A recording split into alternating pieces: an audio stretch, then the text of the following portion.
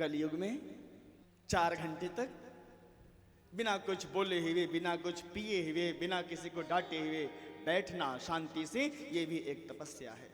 जो लोग सतयुग में, त्रेता युग में हजारों हजार वर्ष तक तपस्या करके भी नहीं प्राप्त कर सकते थे, वह फल मुझे कलयुग में मिल सकता है, मिलता है प्यारे। कब?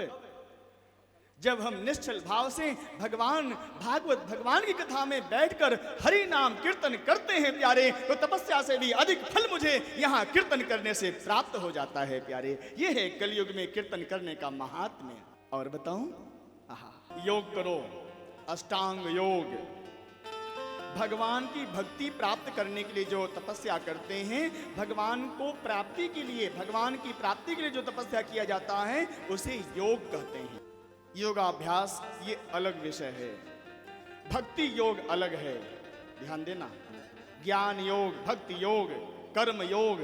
योगी बन जाओ, योग करो, उससे भी जो फल प्राप्त होगा, उस योग करने से, ज्ञान योग हो, भक्ति योग हो, कर्म योग हो, उससे भी अधिक फल मुझे कीर्तन करने से प्राप्त हो जाता है। जो हम कीर्तन करते हैं ना, हरि सुंदर नंद मुकुंदा, हरि नारायण हरि ओम। और बताऊं, तपस्या से, भक्ति से, ब्रह्मचर्य से जो फल मुझे प्राप्त होता है, वह फल मुझे कलयुग में केवल और केवल हरि नाम संकीर्तन से प्राप्त हो जाता है प्यारे। इसलिए कलयुग में कीर्तन सबको करना चाहिए प्यारे, क्योंकि कीर्तन से सुंदर साधन भगवान की भक्ति के लिए और कुछ हो नहीं सकता है प्यारे। इसलिए सबको कीर्तन अवश्य करना चाहिए। और ये कीर्तन कब संभव है? हम भगवान का नाम कब जप सकते हैं? कीर्तन में क्या करते हैं? भगवान का नाम ही तो जपते हैं ना। भगवान का नाम हर कोई नहीं जप सकता है ना। कौन जप सकता है? जिसको भगवान चाहे। जय ही हरि कृपा, जय ही पर कृपा, राम के होई, पांदे एहि मार्ग सोई। वही इस सत्संग रूपी सरोवर में, कथा रूपी सत्संग में आ सकता है प्यारे, जिस पर भगवान स्वयं कृपा करें। आप सोचो, आपके घर में हर कोई आ सकता है? राह चलता हुआ कोई पथिक आपके घर में प्रवेश कर सकता है? नहीं कर सकता है।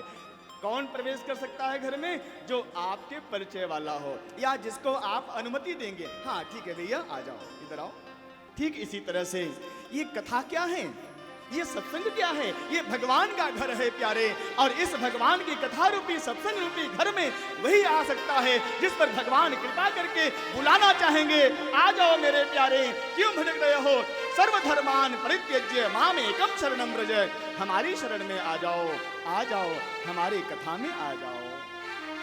तो जिस पर भगवान की कृपा होती है वही कथा में आ सकता है। इसलिए आइए हम सभी लोग भगवान की कृपा को प्राप्त करने के लिए, गोविंद भगवान की कृपा को प्राप्त करने के लिए, कृष्ण भगवान की कृपा को प्राप्त करने के लिए प्रेम और भाव से गाते हुए, झूमते हुए भागवती यात्रा में प्रवेश करें।